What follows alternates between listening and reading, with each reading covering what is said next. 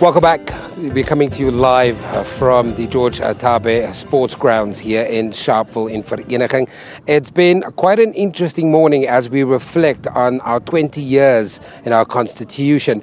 It was, of course, this day in 1996 that the late former President Tata Nelson Mandela came here and signed the Constitution into law. Today, as we reflect back on that, our current president, Mr. Jacob Zuma, will be here to officiate proceedings.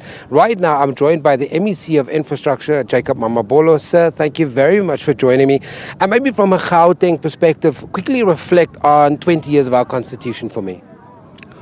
Well, thank you very much for the opportunity. I must say that today, it's a very important day for us as the people of our country, but most importantly, we the residents of Gauteng Province, Sidibeng, the people of Sharpeville, precisely because we are celebrating a very profound and historic moment in the history of our country when Tata Nelson Mandela gave birth to our world-esteemed Constitution.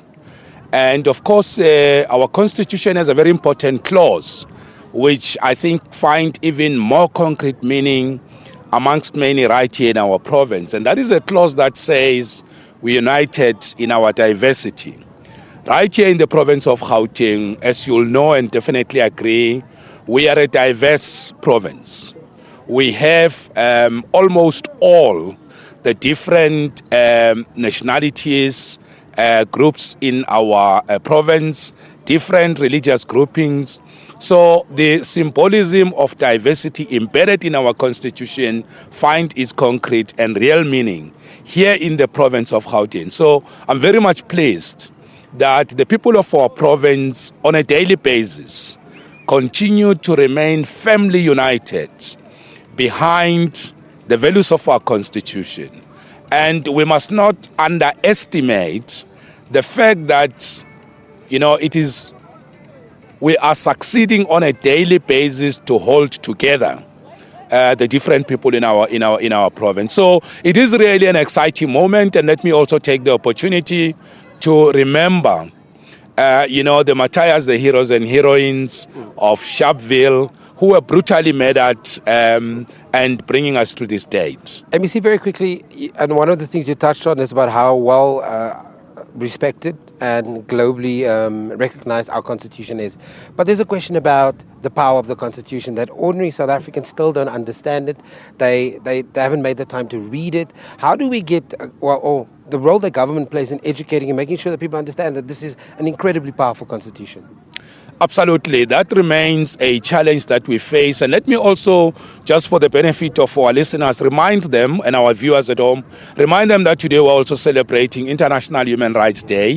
In 1948, the world came to recognize the Universal Declaration of Human Rights. And of course, our Constitution find and reconnect with the values embedded in the Universal Declaration of Human Rights.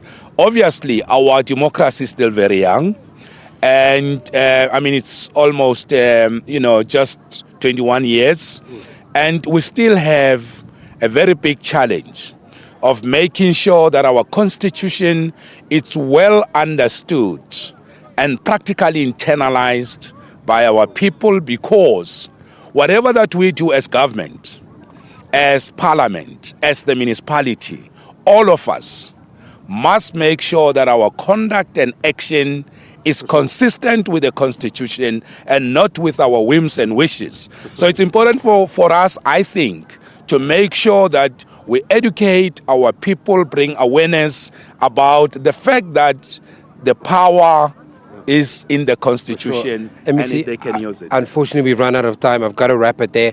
From us here at the George Tabe Sports Grounds, we go back to Johannesburg. We'll have more from here a little bit later. Back to you, Lebo. Thank you.